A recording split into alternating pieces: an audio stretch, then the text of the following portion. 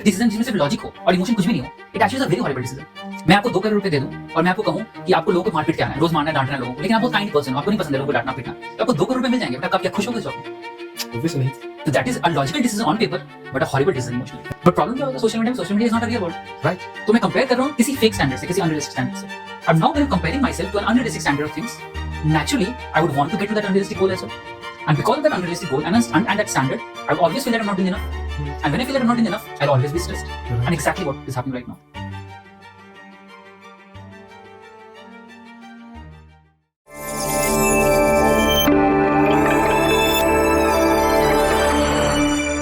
So how do you see like when some person is working in a corporation or like a corporate world, there are many people working together, and when a person is working in the same organization for years and they understand each other because they are just seeing the good side of a person only. Because in your organization or company, you will not take your bad side. Of course. Okay. So it means that for everyone, the other person is best person in the world. बिल्कुल. So that leads to corporate affairs. So what is your thought on that? Corporate affairs again pretty interesting thing, but समझना है जरूरी कि क्यों हो रहा है वो चीज. हो इसलिए रहा है because actually spark कम हो जा रहा है अपने relationship में. So you are married to someone, right? And you are in relationship with someone. And काफी बार हम रिलेशनशिप में जाते हैं, most of the people when to go to the relationship, हम एक आइडिया के साथ जा रहे हैं रिलेशनशिप के बारे में. एंड वो आइडिया क्या है? वो exciting moments. So when you meet someone for the very first time, it's very exciting, right? बहुत बटरफ्लाइज इन द स्टमक वाली फीलिंग होती है, एक्साइटिंग, लिबरेटिंग, फ्री, मजा आ जाता है उस एक्साइटिंग फीलिंग का. But that's not what exactly relationship is. Excitement, it's honeymoon phase, वो आएगा एंड चला जाएगा, राइट? बिकॉज जब तक आप दूसरे को नहीं जानते हो कंप्लीटली, तब तक एक्साइटमेंट रहता है.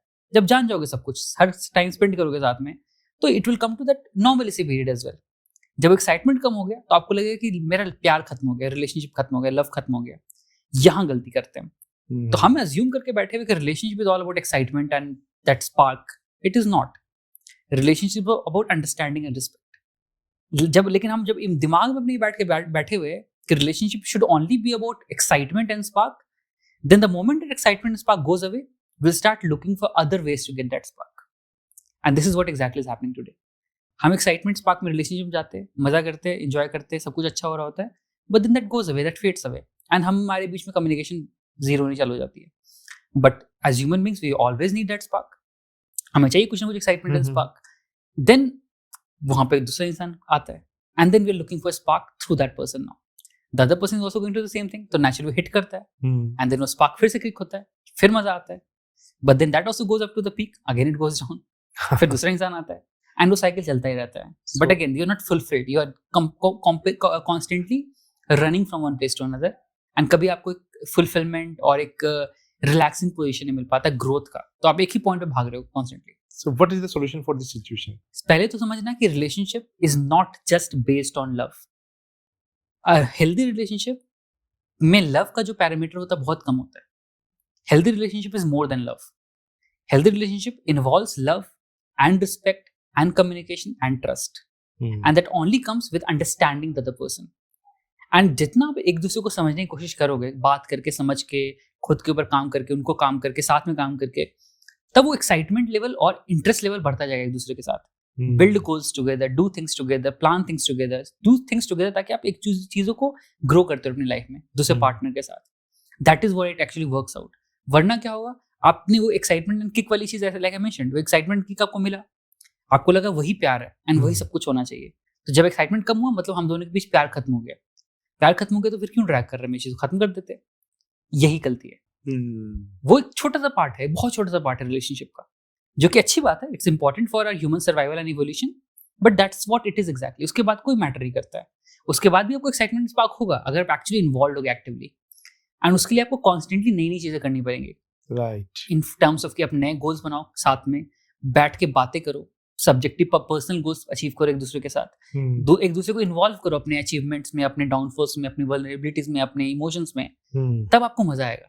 वरना हम क्या कर रहे हैं, वो एक्साइटमेंट वाली पार्ट तक मजे कर रहे हैं, उसके बाद हमें लग रहा है कि वो कहीं समझेगा मुझे, वो कहीं समझेगी मुझे, फिर हम डिस्टेंस बनाना चालू कर देते हैं. अब तो मजा खत्म हो गया ना, अब तो कोई नहीं, अब तुम अपनी जिंदगी जियो, मैं अपनी जिंदगी जीऊंगा.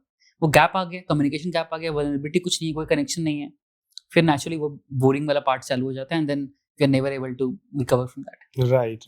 That is a situation where it is Yeah. getting difficult बिल्कुल. and other part. Yeah. Okay.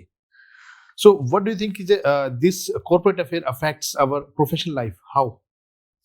Corporate affair से भी यही होता है ना कि eventually once you are involved in this particular process, your emotions are very actively involved. That's what it is. I mean, love एक ऐसा प्लेस है, सिचुएशन है जहाँ पे आपके इमोशन सबसे पीक पे है, because it's not just one emotion, it's a complex situation of various emotions coming into the picture, Right. and various hormones also fluctuating in your body. तो naturally आपका जब ब्रेन का एक सिंपल सा function है, जब इमोशंस बहुत high होते हैं तो logical brain takes a back seat. That's what biologically brain works and how our body works. When your emotions are very high, your body and your rationality takes a back seat. तो जब आपका सारा दिमाग उधर जा रहा है तो नेचुरली काम पे तो कम ही जाएगा ना. तो नेचुरली आपका प्रोफेशनलिज्म, आपका एनर्जी, आपका टाइम, आपका सब कुछ डिविएट होना, डिस्टर्ब होना चालू हो जाता है. एंड जितना ज़्यादा होगा उतना कम मिनिमाइज होगा, उतना काम पे इफेक्ट पड़ेगा. So that's why HR policy जो नॉर्मली कहता है हमेशा कि कॉर्पोरेट आपको एक सेम कंपनी में रिलेशनशिप अगर है तो you have to publicly tell it out, और you do not have to engage in that, which will lead to certain difficult measures as well. That's the reason behind it, because the moment it happens आपका काम से दिमाग हट के कहीं और लग जाएगा, and which will actively impact your work. So how a owner of a company, or you can say the decision maker of a company, can be more emotional intelligent and to improve the productivity of companies, employees, everybody's performance also. Right. I think इसके लिए it's like emotional intelligence जो बात हम कह रहे हैं हमेशा बार बार, it's not a tonic, it's not a medicine, it's not a pill, it's a process. Yeah. And that process एक इंसान को उसके थ्रू जाना ही पड़ेगा समझने के लिए कि एग्जैक्टली वो है क्या, Okay. And to get the results out of it. उसके लिए there are various things involve. You have to maybe get some professional help, get some coaching, get some therapy, understand yourself, read books, understand about who you really are as a person. Okay. That is where you start developing emotional intelligence, and that is where it starts actively showcasing in your work as well. So तो inner work करना पड़ेगा काफी. in short, कि first of all we have to understand ourselves before going further. Absolutely. बोलते हैं ना काफी बार कि पेरेंट्स एंड चाइल्ड, आजकल सबसे बड़ा जो क्राइटेरिया, सबसे बड़ा क्वेश्चन आता है लोगों के टर्म्स में, जो बहुत कॉमनली आस्क्ड क्वेश्चन है, that how do I make my child emotionally intelligent. मैं अपने बच्चे को इमोशनली इंटेलिजेंट और इमोशनली रिजिलियंट कैसे बनाऊं. तो सबसे सिंपल आंसर ये होता है कि आपको बच्चों को कुछ नहीं बनाना है, आप खुद बन जाओ. अगर आप इमोशनली इंटेलिजेंट, इमोशनली रिजिलिएंट बन जाओगे, बच्चा खुद बन जाएगा, बिकॉज बच्चा इज मिमिकिंग यू. Right. हम क्या कहते हैं कि हम मोबाइल फोन स्क्रॉल कर रहे हैं कॉन्स्टेंटली, हमें बच्चा बुक पढ़े बैठ के. That is not going to happen, right. आप इमोशनली कैसे अपने आप को डील कर रहे हो, बच्चा वही सीखेगा. अगर आप गुस्से पे चीजें फेंक रहे हो और वो एक्सपेक्ट करो कि बच्चा काम और कंपोज एक मंक की तरह बन जाए, not possible. First work on your emotional intelligence, first on how you're dealing with your emotions, understanding your emotions, managing conflicts at your home. Naturally the child is going to learn that. But जब तक आप खुद पे काम नहीं करो, आप बच्चे को टॉनिक नहीं दिला सकते. बच्चा वैसे नहीं सीखता है, बच्चे को हर एक चीज अपने पेरेंट्स से सीखता है. Child is constantly dependent on the parents to learn everything. तो खुद पे काम करो, बच्चा खुद सीख जाएगा. Right. It's so logical. So what do you think when because in today's time everyone, whenever they get free, everyone start scrolling their phones and start looking for these things. It is like कि यार पता नहीं है क्या ही काम कर रही हैं, इतने busy हैं. Everyone, you just look somewhere and everyone is busy on phone, either Instagram, Facebook, or TikTok or whatever. They just keep on scrolling, देख रहे हैं रील, देख रहे हैं, जबकि उन रील्स में कुछ भी इंफॉर्मेटिव नहीं है. बिल्कुल सब बेवकूफी वाली बातें हैं, या फिर इलॉजिकल थिंग्स हैं, wastage of time. Someone is dancing on randomly song, तो आप देख रहे हो, फिर दूसरे ने उसी गाने पे डांस कर दे, फिर तीसरे ने कर दे, यू जस्ट वॉच ऑल और थ्री. बहुत रेयर इंफॉर्मेटिव कंटेंट है. बिल्कुल. So what exactly happens in our brain कि ये सब क्यों कर रहे हैं? क्योंकि हमें पता है गलत है, टाइम वेस्टेज है, क्योंकि टाइम तो हमें चाहिए और काम इंपॉर्टेंट काम के लिए, लेकिन ये हम क्यों कर रहे हैं? इस तरीके से डिजाइन किया गया है उन एप्स को कि आपको कॉन्स्टेंटली हुक्ड रखे. ओके. होता क्या दिमाग को कि दिमाग picks up patterns in everything, हर कुछ में वो पैटर्न ढूंढ रहा है. एंड दिमाग का एक सिंपल सा फंडा है, जिन चीजों को करके अच्छा लगता है हम वो और ज्यादा करना चाहते हैं. राइट. अच्छा लगने का मतलब अच्छा not for exactly for growth, अच्छा फॉर अ ब्रेन. अच्छा मतलब मजा आ रहा है इस चीज को करके. अब अच्छा क्यों चाहिए मैं करना? बिकॉज हमें अपनी लाइफ के स्ट्रेस से अपनी चीजों को कोप अप करने का मैकेनिज्म चाहिए. So everything we do in life is a coping mechanism. हर कुछ हम कोपिंग मैकेनिज्म कर रहे हैं ना. हम जिम जा रहे हैं, कोपिंग मैकेनिज्म है. स्ट्रेस है, निकाल रहे हैं स्ट्रेस को बाहर. रनिंग पे जा रहे हैं, कोपिंग मैकेनिज्म है. ट्रैवल करने जा रहे हैं, कोपिंग मैकेनिज्म है. बाहर घूमने जा रहे, खाना खाने जा रहे, कोपिंग मैकेनिज्म है। बात कर रहे दोस्तों से, अपने पार्टनर से, कोपिंग मैकेनिज्म अपने स्ट्रेस से निकालने का। लेकिन सेम कोपिंग मैकेनिज्म इंस्टाग्राम भी है। कैसे? अब जब स्क्रॉल करना चालू करते हो, आपका सारा सरदर्द, सारा टेंशन खत्म हो जाता है उन 2, 5, 10 सेकंड, 15 सेकंड, 1 घंटे, 2 घंटे के लिए। क्यों? बिकॉज सारा दिमाग फोकस्ड वहीं पे है। और जितना नोटिस करोगे, जितना आप इंस्टाग्राम स्क्रॉल कर रहे हो, उतने तरह के आपको इन्फॉर्मेशन मिल रहे हैं, और जितने तरह के इन्फॉर्मेशन मिल रहे हैं वो सारा आपको इमोशंस को फ्लक्चुएट करा रहा है। 1 सेकंड में आप देखते हो एक बहुत फनी सा वीडियो, आपको बहुत मजा है, हंसी आ गया, बहुत मजा आ गया, फनी वीडियो है। अगले में आता है वो सैड सा वीडियो, यार ये बहुत दुख हो गया। अगले में आता है कोई खुशी सा, बहुत पीसफुल वाला वीडियो, अच्छा लग रहा है। हो क्या रहा है आपके दिमाग के साथ? With every passing reel your emotions are getting hijacked. आपको किक मिल रहा है, इमोशंस कुछ फ्लक्चुएट हो रहा है। जितना इमोशनल फ्लक्चुएशन होगा, उतना दिमाग उसको रजिस्टर करेगा एज इंपॉर्टेंट इन्फॉर्मेशन। जितना दिमाग रजिस्टर करेगा एज इंपॉर्टेंट इन्फॉर्मेशन, उतना दिमाग सोचेगा it is important for us. और जितना दिमाग सोचेगा it is important for us, उतना वो हमारे लिए एडिक्टिव होता जाएगा। तो बेसिकली क्या हो रहा है, जितना हम इंस्टाग्राम स्क्रॉल कर रहे हैं, उतना ज्यादा वो मेरे लिए एडिक्टिव होता जा रहा है, बिकॉज वो कॉन्स्टेंटली मेरे दिमाग को, न्यूरॉन्स को एक्टिवेट कर रहा है और एडिक्शन वाले जोन पर ले जा रहा है, डिफरेंट इमोशंस को फ्लक्चुएट करके। Exactly what happens with cigarette smoking as well. आप स्ट्रेस्ड आउट, आप सिगरेट स्मोक करने जाते हो, आपको लगता है 2 सेकंड के लिए शांति, अच्छा लग रहा है, खत्म हो जाता है 2 मिनट बाद। लेकिन एवेंचुअली आपके दिमाग ने क्या पिक किया? स्ट्रेस रिलीफ मिला मुझे यहाँ से, राइट, कोपिंग मैकेनिज्म। तो आपने वॉर किया। अब 2 बार करोगे, 4 बार करोगे, 10 बार करोगे, depending on the amount of stress you have, उतना ज्यादा आप स्मोक करोगे। आपको लग रहा है 2 सेकंड की शांति मिल रही है, बट फिर से वहीं पहुंच जा रहा है। लेकिन हो क्या रहा है आपके बॉडी के साथ? It is harming your body. Same goes to Instagram. जितना यूज करोगे उतना आपको लग रहा है कि मुझे रिलीफ मिल रहा है, बट रिलीफ नहीं मिल रहा है, आपको शॉर्ट टर्म रिलीफ मिल रहा है, लॉन्ग टर्म इंपैक्ट कर रहा है। तो it is been designed in that particular way to keep you addicted. तो हमारा वो कॉन्शियस चॉइस आना चाहिए कि हम कितना उसको देना चाहेंगे टाइम। अब उसके लिए पॉइंट आता है 2 चीजें। Understand what are your healthy coping mechanisms, understand what are your unhealthy coping mechanisms. We all need coping mechanisms. दुनिया में कोई इंसान नहीं इसे कोपिंग मैकेनिज्म नहीं जरूरत है, हर को चाहिए, बिकॉज स्ट्रेस सबकी लाइफ में कुछ ना कुछ। राइट।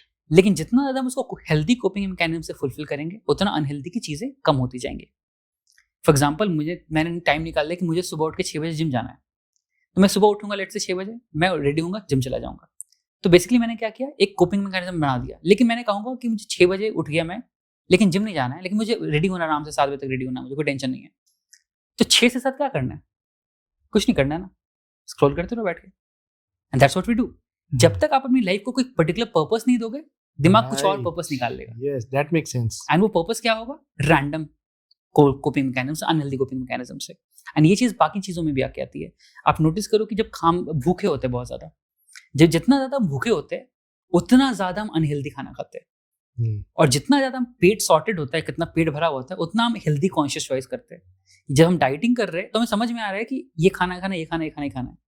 लेकिन पॉइंट ये हो रहा है कि बहुत देर तक हमने सप्रेस किया भूख को, अपने भूख लगे जा रही है, भूख लगे जा रही है। 4 दिन कंट्रोल कर लिए, 5 दिन कंट्रोल कर लिया, 6ठे दिन इतनी ज्यादा भूख लग गई कि दिमाग अब सोच रहा है जो मिल रहा है, चिप्स मिल रहा है, ये मिल रहा है, वो सब कुछ खा लो, क्योंकि लग रहा है कि अब खाना मिले ना मिले, सब कुछ खा लो। तो बेसिकली दिमाग का फंडा है, जितनी ज्यादा भूख उतना ज्यादा अनहेल्दी। सेम चीज देयर विद अ ब्रेन। जितना उसको स्पेस दोगे ना, वो अनहेल्दी की तरफ जाएगा। बिकॉज अनहेल्दी क्या करता है? अनहेल्दी आपको तुरंत से रिजल्ट देता है, हेल्दी आपको तुरंत रिजल्ट नहीं देता है।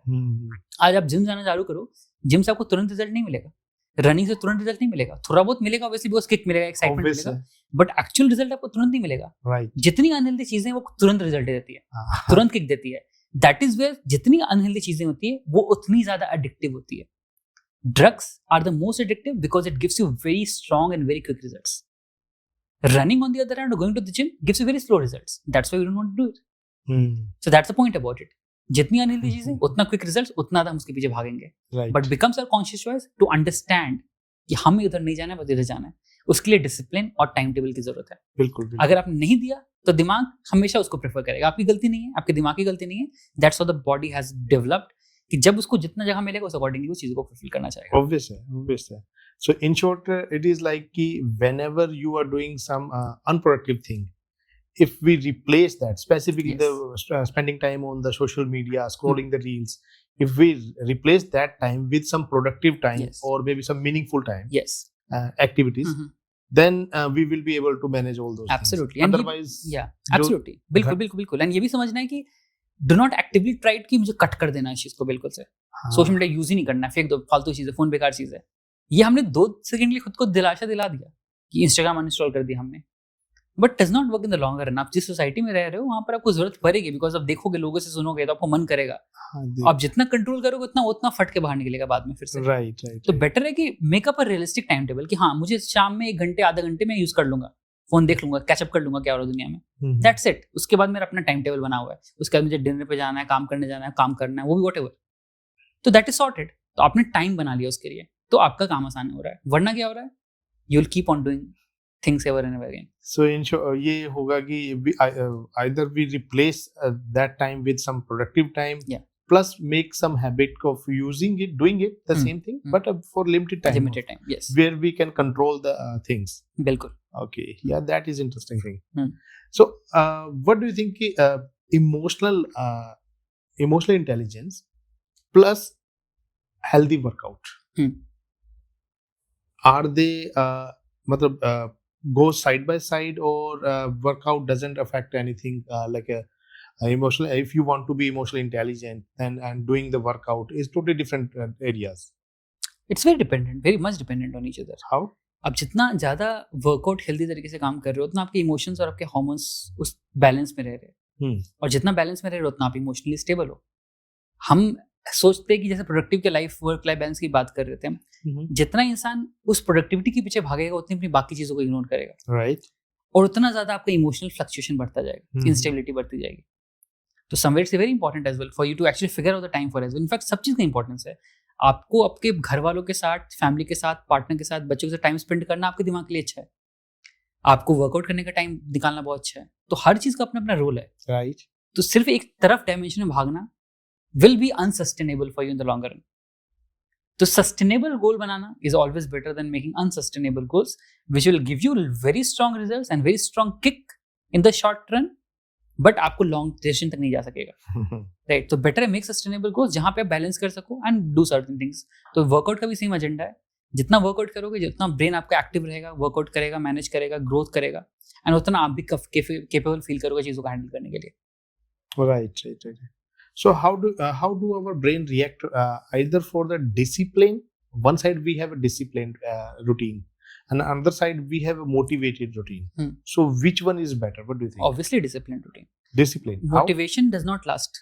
Motivation is just like a push. मैंने इस टेबल को पुश कर दिया, वो गिर गया, थोड़ा देर रोल भी कर गया, जितना स्ट्रांगली मैंने पुश किया था, बस वहीं तक जाएगा ना।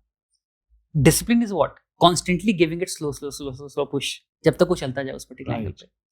तो डिसिप्लिन एक और चीज देता है दिमाग को, discipline gives brain a comfort and a certainty.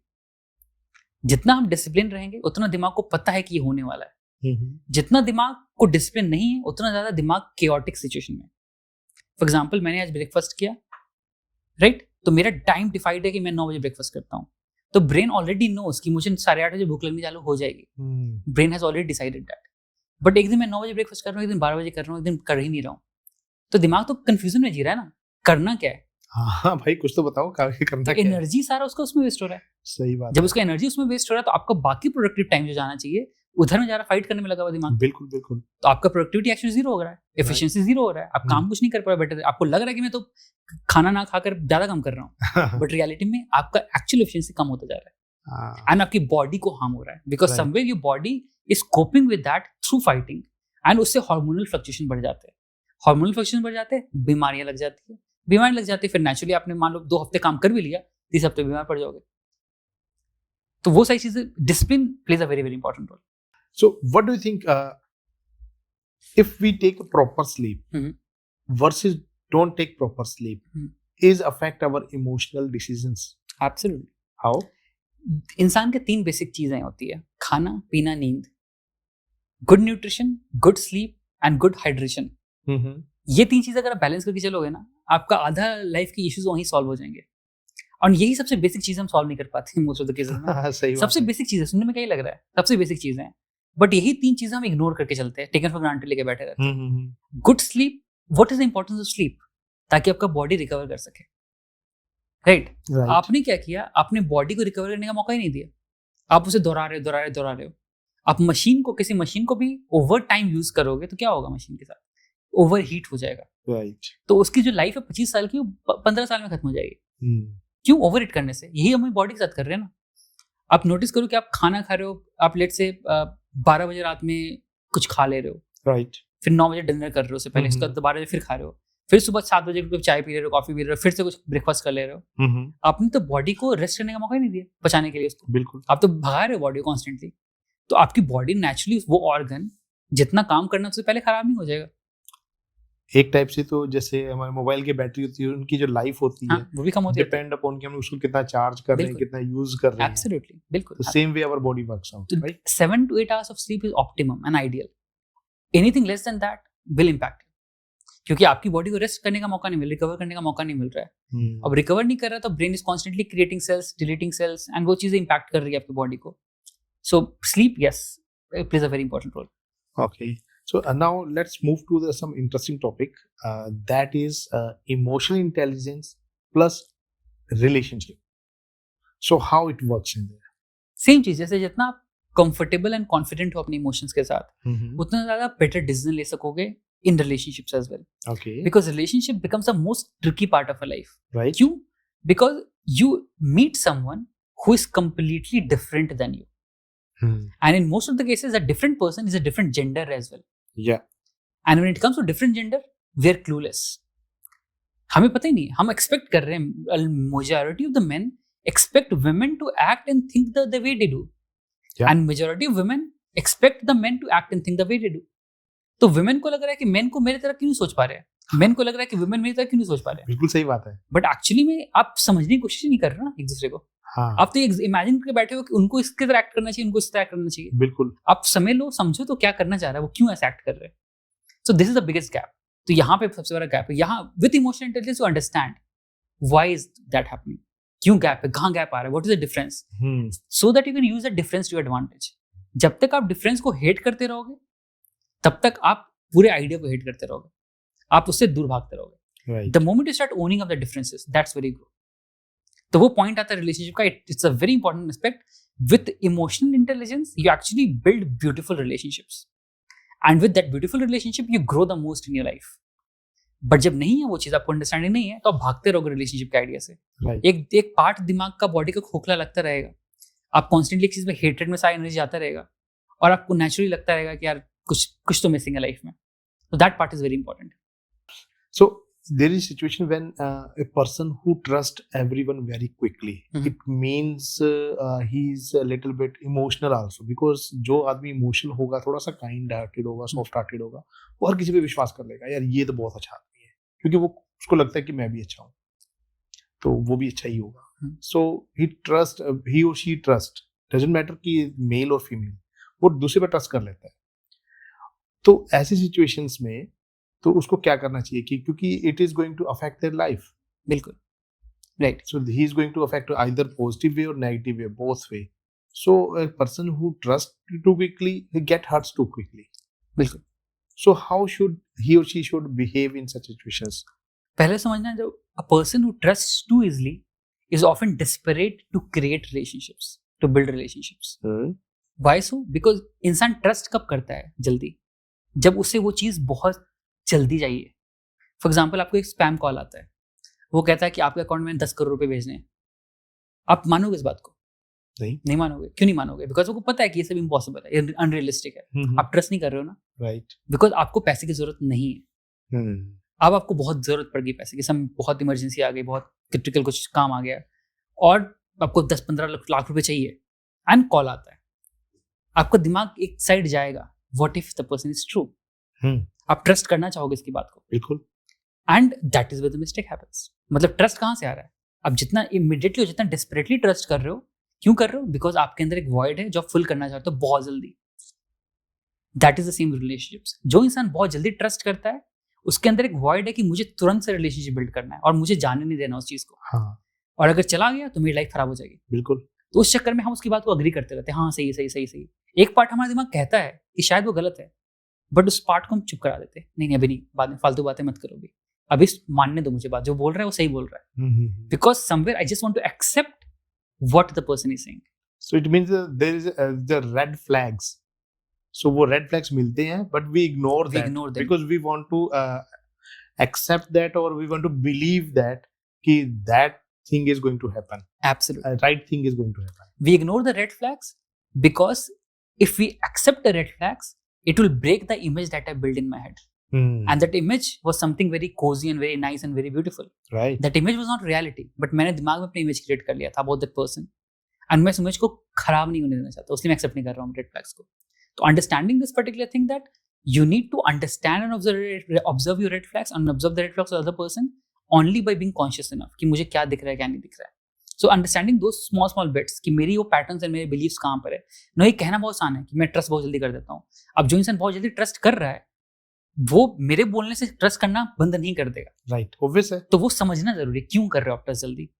Many times it roots from our childhood conditioning, from our childhood belief system, maybe from our past relationships as well. कि पास्ट में कुछ ऐसा हुआ है रिलेशनशिप में जहाँ पर बहुत I have been broken, I have been abandoned. Maybe childhood में ऐसा कुछ हुआ पेरेंट्स के साथ या फैमिली के साथ जहाँ पर I have always been left alone, abandoned. उस चक्कर में क्या होता है कि अब मुझे एक अर्जेंसी बन जाती है जल्दी बनाने की relationship. So unless and until we choose to work on those core issues, we'll keep on repeating those behaviors all over again. Yes, right. That is where this coaching and therapy works, to get to that core root cause. Because बोलना मेरे लिए आसान है, क्या वैसे कर लो वैसे कर लो, ये कहना तो बहुत आसान है ना, बट जब करने की बात आती है आपका लॉजिकल दिमाग नहीं चल रहा उस पॉइंट पे. सही बात. आप फिर से वही करोगे. राइट. सो उस पॉइंट पे समझ पाना, अंडरस्टैंड कर पाना, get to the core root cause is the core point that we should be working around. Yes, right. So when someone gets into a relationship, so there are certain chances that when they have to face a situation where we call it normally a broken relationship, and that hurts a lot. Yeah. So how a person can just overcome that feeling, that situation, because it is I feel like it is not like a one day thing. So it takes a process to just heal over that. So how can a person do that? See, जब हम relationship में जाते हैं ना, किसी भी relationship में, तो we both of the partners actually attach a lot of worth to the relationship. खुद का वर्थ हम दूसरे रिलेशनशिप पे अटैच कर, दूसरे पर्सन पे अटैच कर देते हैं कि you define my worth and I define the worth of that particular person. Right. सब कुछ डिवोट कर दिया, टाइम, एनर्जी, सब कुछ लगा दिया उस पर्टिकुलर रिलेशनशिप के ऊपर. तो जब वो एंड करता है ना, हम एम्प्टी हो जाते हैं उसके बाद, बिकॉज सारा जो वर्थ का मीनिंग था खत्म हो गया. मैंने सारा वर्थ अपना उस पर्सन पे डाल दिया, डिवोट कर दिया है. जब वो रिलेशनशिप गया तो मेरा वर्थ का मीनिंग भी चला गया. I am feeling lonely, hopeless, empty. जब एम्प्टी फील करेंगे तो पैनिक होगा ना, naturally. That is the biggest problem here. तो the best thing, the first way and first step should always be to try to detach your worth from that particular person. तो ऐसा ही समझो कि जब वो just because the person is not here anymore doesn't mean that you are not वर्दी anymore. It will take you time to rebuild yourself, definitely, but doesn't mean that you're unworthy. Right. Understand that your worth is not dependent on that particular person, and your worth was not dependent on that particular person. Yes, the person brought in a lot of benefits. That person brought in a lot of different pleasures in that particular relationship, a lot of meaning in the relationship, but that was it about it. Aapki life is much more than that relationship. Right. It will take some time to rebuild yourself, but it will definitely happen. And it will only happen if you start seeing your worth irrespective of that particular person or that relationship. So that understanding is very important. Yes, right. As you just used a term that is detachment. So tell me something more about the emotional intelligence and detachment, because that is more important to understand that. Because in life we have to a certain level, certain places we have to do the detachments from many things. Right. That is must needed, because if you want to live a peaceful life, so we need to we need to get detached from many things. So how it works? Right. See, detachment एक ऐसा word है ना, बहुत ही loosely हम लोग use करते हैं आज के डेट में कि डिटैच कर लो, ऐसे कर लो, detachment is very important, detachment is this and that. बहुत ही लूजली यूज करते हैं डिटैचमेंट टर्म को. बट रियलिटी है ना कि हम उन्हीं चीजों से डिटैच करना चाहते हैं जो चीज हमें प्लेजर देती है. हम क्या कहते हैं कि मुझे रिलेशनशिप से, मुझे इस पर्सन से डिटैचमेंट चाहिए, बट रियलिटी में आपने जब अटैचमेंट हुआ था उस पर्सन से, सारे फायदे आपको ही मिले थे उस अटैचमेंट से. राइट. आप क्या कहना चाह रहे हो कि मुझे फायदे दे दो, मुझे नुकसान ना दो. Like I mentioned initially as well, मुझे everything in life is a trade off. तो हर कुछ जो आप करोगे, जिन चीजों से आप अटैच होगे, उसके फायदे भी मिलेंगे, आपको नुकसान भी मिलेंगे. ऐसा नहीं हो सकता आपको फायदे मिल जाए, नुकसान ना मिले. राइट. तो same thing goes with attachment and detachment as well. जब तक आप इस जिंदगी, इस दुनिया में रह रहे हो, तब तक डिटैचमेंट इज नॉट पॉसिबल. आप जंगल में चले जाओ, दुनिया छोड़ दो, सोशल मीडिया छोड़ दो, लाइफ छोड़ दो, काम छोड़ दो, पैसा छोड़ दो, अपने पेड़ पौधे उगाओ, फल तोड़ो, हंट करो, जो भी करना है करो, build everything on your own. तब डिटैचमेंट आसान है लोगों से और चीजों से और पैसों से और काम से. लेकिन जब तक आप इस दुनिया में हो, जब तक आप काम पे डिपेंडेंट हो, पैसे पे डिपेंडेंट हो, लोगों पे डिपेंडेंट हो, सोसाइटी पे डिपेंडेंट हो, it's impossible to detach from people, because every bit of your life is involved by that attachment. Right आपको अटैचमेंट के फायदे मिल रहे तब आपने कुछ नहीं बोला था, राइट? तो understand this particular thing, attachment is very important. Attachment is never the problem, yes but yes, attachment with unrealistic expectations is definitely the problem. हम वही करते हैं, हम अटैच तो हो गए किसी इंसान के साथ, बट साथ साथ एक अनरियलिस्टिक एक्सपेक्टेशन भी क्रिएट कर दे उस इंसान के साथ कि तुम्हें मुझे ऐसे ट्रीट करना चाहिए, ऐसे बिहेव करना चाहिए, ऐसे एक्ट करना चाहिए. लेकिन वो अटैचमेंट एक्सपेक्टेशन क्या वो पर्सन देने के लिए रेडी है? क्या वो पर्सन केपेबल भी है? हमें नहीं पता. हम ना पूछ रहे हैं ना समझ रहे हैं, हम बस एक्सपेक्ट कर रहे हैं. That is where the problem is. So understand that attachment is not the root cause of all miseries. Attachment is the only reason we enjoy life. Yeah. So trying to detach from everything is not the solution. But understanding that in many cases attachment with unrealistic expectations can be very horrible for you. So पहले तो understand you don't have to detach yourself from everything. Yes, you need to detach your worth from a lot of other situations. But also understand कि मैं किस तरीके से goal create कर रहा हूँ.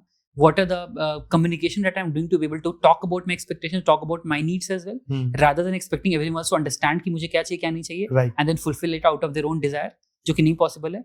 So उन तरीके से build up करना तरीकों चीज़ों से कि this is what I want, this is how I communicate about my needs and wants, and then working on that particular front. Yes. So that is the real goal rather than trying to detach and everything.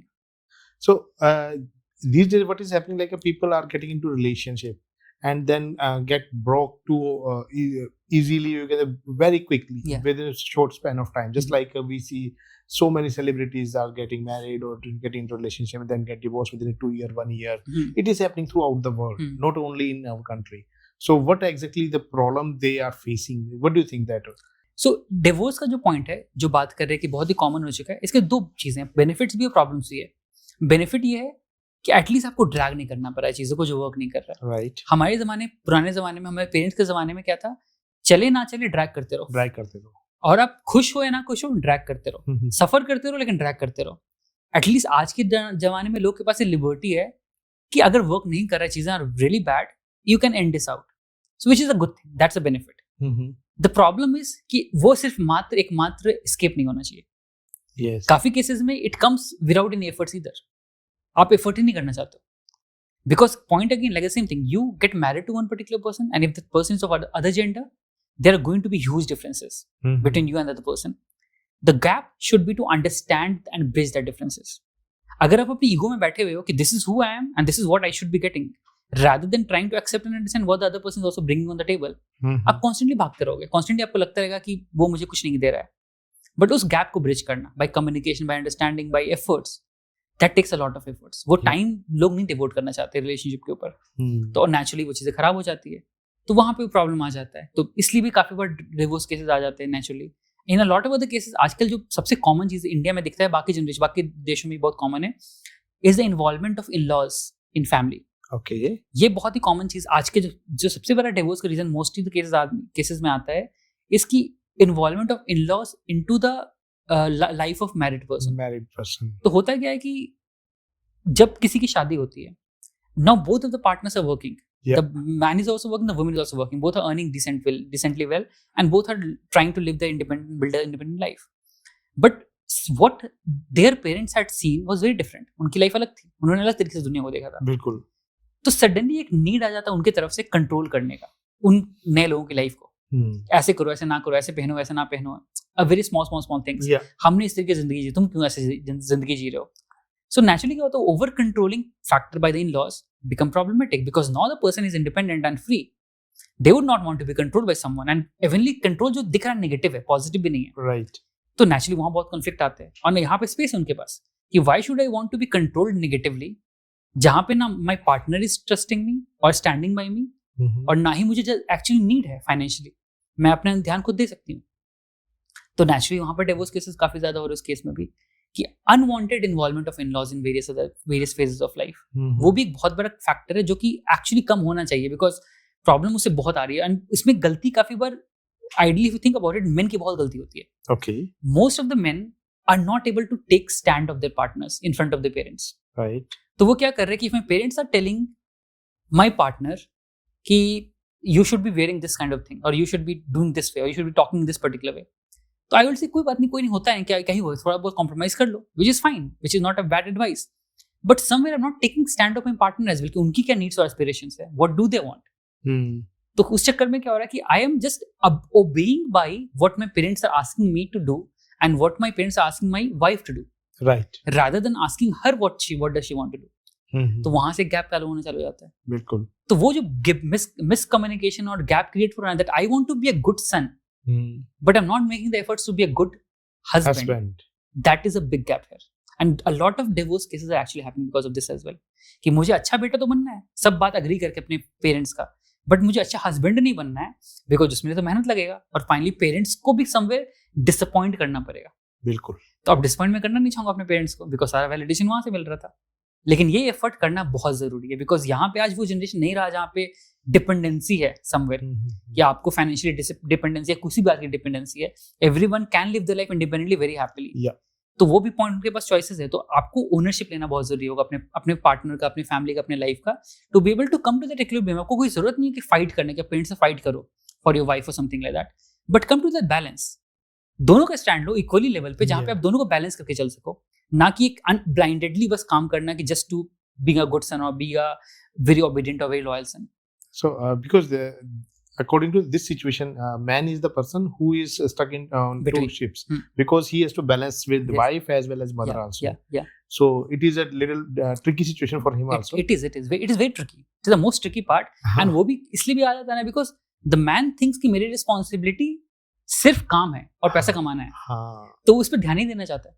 वो कहता है तुम लोग अपना अपना देखो, मैं अपना काम पैसा कमाने गया, पैसा ला दिया मैंने, अब now you need to decide what you need to do. But आज का जमाना वो नहीं है, वो चल नहीं रहा. आज के जमाने में both are working hard, both are earning well, and both want to actually contribute. Even if you're not earning well, it's basic human dignity and yes, right. I feel you are right. Actually, and in this situation, need a rational decision. बिल्कुल, absolutely. क्योंकि mother is also not wrong, as wife is also not wrong, and not even son is wrong. कोई गलत नहीं. Nobody is wrong and nobody is right also. Absolutely. बिल्कुल. वो समझाना है कि ये भी इनका अपना ओपिनियन है, आपका अपना ओपिनियन है. हम बस एक राइट पाथ ढूंढना है कि हम अपने बैलेंस से कैसे चल सके. We need to bring everyone on the same decision. Exactly, right. और वो उसी से होगा जब आप कंफर्टेबली कॉन्फिडेंस का डिसीजन लोगे. exactly. अगर आप ही हिल रहे हो ना, तो ये भी हिलेगा, वो भी हिलेगा, और सबको साथ में डूबेगा. So that's a very important point. And how should we manage our relationship with kids? Because young kids, it is sometimes like small kids, we can just force them to do this thing, that thing. But when we have a growing kids, teenagers, that is the most complicated time to understand them. They think that my parents are not that not techie. Actually, the updated. You can say the updated to the situations and society, and we know everything. They don't know anything. बिल्कुल. So they don't want to share the things and all the things. And at that time, there is some gap arise in between parents and kids. Specifically, mother and daughter or your father and. बिल्कुल होता है. Naturally, it's very natural. होता है क्या कि हर एक बच्चा right from the moment the child is born, वो बच्चा इंडिपेंडेंस ढूंढ रहा होता है हर मोमेंट पे. एक बच्चा जब चलना स्टार्ट करता है ना, तब भी वो दुनिया एक्सप्लोर करना चाहता है, बस वो कर नहीं पाता है, बिकॉज उसके पास रिसोर्सेज नहीं है, पैर में ताकत नहीं है चलने की. राइट. लेकिन वो नोटिस करोगे, जब बच्चा दौड़ना चालू करता है, चलना चालू करता है, तो वो भागना जाएगा, लेकिन पीछे मुड़कर देखेगा कि मेरे फादर या मदर है या नहीं. और जब देखेंगे कि वो है उधर, तो और ज्यादा दूर जाएगा वो एक्सप्लोर करने के लिए. तो बच्चों को बस कंफर्ट चाहिए. बच्चे इंडिपेंडेंट पहले दिन से होना चाहते हैं. यस. लेकिन आप उनको एश्योरेंस और सेफ्टी दोगे ना, तो वो बहुत एक्सप्लोर करना चाहेंगे लाइफ को. लेकिन हम गलती क्या करते हैं ना, उस सेफ्टी एश्योरेंस के चक्कर में कंट्रोलिंग में बन जाते हैं, बिकॉज हम उनकी लाइफ को सिक्योर करना चाहते हैं. हम चाहते हैं कि they live a safety, cozy, comfortable life, but उनको तो इंडिपेंडेंट बनना है. बिल्कुल. जो कि उनकी राइट है. एक्चुअली हम भी इंडिपेंडेंट, उनको भी इंडिपेंडेंट बनना है. लेकिन उस सेफ्टी और एश्योरेंस के चक्कर में हम उनको कंट्रोल्ड एनवायरनमेंट देना चालू कर देते हैं. ऐसा ना करो, वैसा ना करो. तो उस चक्कर में क्या होता है, उनको इंडिपेंडेंट के लिए सारी, उनका दिमाग भी डेवलप कर चुका है, उनकी बॉडी भी डेवलप कर चुकी है, उनका दिमाग कह रहा है कि मुझे तो बहुत कुछ करना है, मेरे पेरेंट्स मुझे कंट्रोल कर रहे हैं, मुझे करने नहीं दे रहे. यहाँ पे मिसकम्युनिकेशन चालू होता है. तो understanding their mentality, their thoughts, their emotions and their behaviours, और थोड़ा बहुत रिस्पेक्टिंग देम एज वेल. ये गलती हमारी जनरेशन में तो बहुत की गई है, हमारे पिछले जनरेशन उससे ज्यादा की गई है कि हम बच्चों को रिस्पेक्ट नहीं करते. हम रिस्पेक्ट कहते हैं कि ओल्डर्स को रिस्पेक्ट करो, एल्डर्स को रिस्पेक्ट करो. बच्चों को क्या रिस्पेक्ट करना? बट रियलिटी में बच्चे deserve the same respect as elders. And जब तक आप उनको रिस्पेक्ट नहीं करोगे, आपकी रिस्पेक्ट क्यों करेंगे? अब just because you an elder doesn't mean that you deserve respect, right? तो बच्चों को भी इक्वली रिस्पेक्ट करो and tell them whatever they need to be told and talk about in a sensible and assertive way as well, rather than dominating over them. तो naturally जब आप बच्चों को रिस्पेक्ट करोगे, बच्चा भी आपको रिस्पेक्ट करेगा और नेचुरली बात करेगा. लेकिन जब उसको दिखेगा कि मेरी बात समझ नहीं पा रहा है कोई, या मैं बताना चाह रहा हूँ कुछ या बताना चाह रही हूँ कुछ और मुझे डांट दिया जा रहा है, सप्रेस करा दिया जा रहा है, तो वो बच्चा धीरे धीरे डाइवर्ट होना चालू करेगा। ऑलरेडी वो और थोड़ा बहुत स्पेस देना भी जरूरी है टाइम्स, बिकॉज बच्चा ऑलरेडी इंडिपेंडेंट हो रहा है, उनकी प्राइवेट लाइफ भी डेवलप हो रही है, तो उनकी बॉडी और उनकी माइंड भी चाहेगा कि मुझे स्पेस दो थोड़ा। बिल्कुल सही। वो स्पेस दे पाना पेरेंट्स के लिए मुश्किल है थोड़ा, बिकॉज बचपन से वो बॉन्ड के साथ बना रहा रहता है, लेकिन इवेंचुअली एक पॉइंट पे देना जरूरी है ताकि आप भी थोड़ा उससे स्पेस लेके ग्रो कर सको, उनको भी ग्रो करने का मौका दे सको। Yeah, you are absolutely right. Because we have talked about so many things and so many topics which are very interesting, and I feel like we can drag it to any extent. Yes. But still, I think we should end up here. Yeah. But before we go end up here, I would like to ask one more question. Love versus attraction, how it works? See, and love, how we can just differentiate, because it is most important part. If we understand this is attraction, this is not love, then we can, I think, take better decisions. Absolutely. See, love, अगर scientifically बताया जाए तो love has 3 phases. Right? First is lust, then is attraction, and then is attachment. Right? तो 3 phases में आते हैं love actually scientifically. हम पहले और दूसरे फेज में ही करके निकल जाते हैं उससे। हम किसी से मिलते हैं, I meet someone on social media, मुझे बात करने में बड़ा मजा आ रहा है, एक्साइटमेंट बहुत ज्यादा, मजा आ रहा है बात करके, तो हम 6 घंटे 10 घंटे बात कर रहे हैं, करे जा रहे बात। एक पॉइंट आएगा एक हफ्ते बाद जहां हम बात करके थक गए, अब दोनों को थक चुके हैं, इतना कुछ जान लिया एक दूसरे के बारे में, अब खत्म हो गया, कहीं बात करें, अब एंड ऑफ स्टोरी। तो वहां पे अट्रैक्शन बहुत था, सब कुछ एक दूसरे के बारे में जान लिया, लेकिन अटैचमेंट क्या बिल्ड हुआ?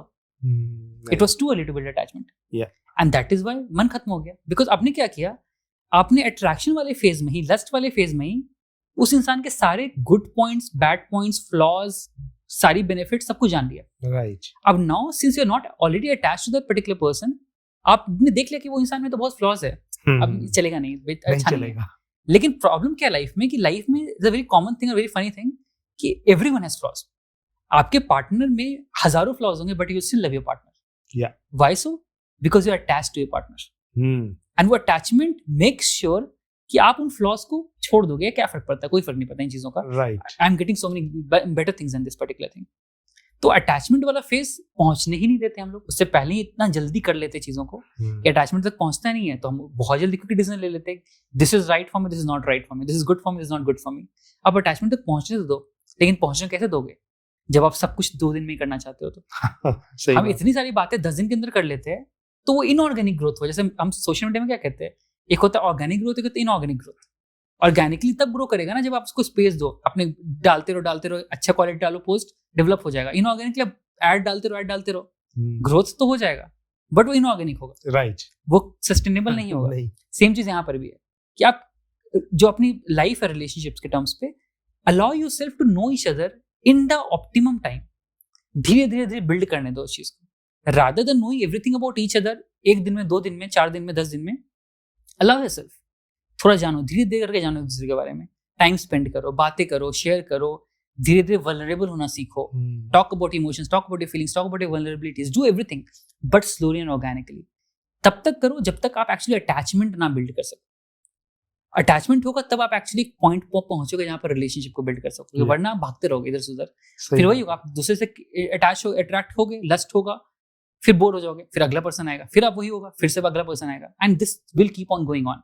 एंड फिर इवेंचुअली कहोगे कि मेरा कोई रिलेशनशिप चलता ही नहीं 2 महीने से ज्यादा। सही बात है। That's how it is happening these days. Exactly. वही ऑप्शंस बहुत है ना डेटिंग एप्स के थ्रू, इतने ऑप्शंस आपके पास कि सबको लग रहा है इतने सारे मेरे पास ऑप्शंस है, तो मैं क्यों एक के साथ लिमिट करूं खुद को। It is like कि कहते हैं कि जो हमारी आज की लाइफ है, लव लाइफ या लगा लो या जो भी है, ये भी रील्स की तरह है। जैसे रील्स की लाइफ क्या होती है, 2 या 3 दिन। Right, true. It is all about 2 or 3 months. That's it. बिल्कुल ट्रू, 100%। हम नहीं देना चाहते समय, बट वो पेशेंस बहुत जरूरी है क्वालिटी और फुलफिल्ड लाइफ के लिए। Excitement, like I mention, excitement and जो किक होता है, ब्रेन को बहुत पसंद है। बिल्कुल। लेकिन वो ब्रेन के लिए अच्छा नहीं है। हमेशा लॉन्ग टर्म के लिए अच्छा नहीं, मतलब that is important for the brain obviously, but it's not really needed long term sustainability के लिए। तो you need balance in life as well, and that only comes with quality and comfort and fulfilment, जिसके लिए time देना पड़ता है। It is same like motivation versus discipline. Absolutely. So yes. in life we need discipline, not the motivation. Both are needed. Needed, but discipline is more important. More important. Yeah. Okay. So it was very good, nice conversations with you, Shivam. So बहुत अच्छा लगा आपसे बात Same. करके. I feel like we keep on talking for a couple of more Don't do hours, that. but we need to end it here. So really good to talk to Same. you. Thanks so Thank much you. for having me. Don't forget to like, share, subscribe. Sir, आप बोलो, आपके बोले बिना नहीं करेंगे ये लोग. If you liked our conversation, which had a very exciting ingredient of emotional intelligence, make sure that you like, comment, and subscribe on this particular video, and do follow me on Instagram at Shivam Now. Thank you. हाँ, alpha people को भी subscribe करना है. दोनों को इकट्ठा एक साथ. Thank you.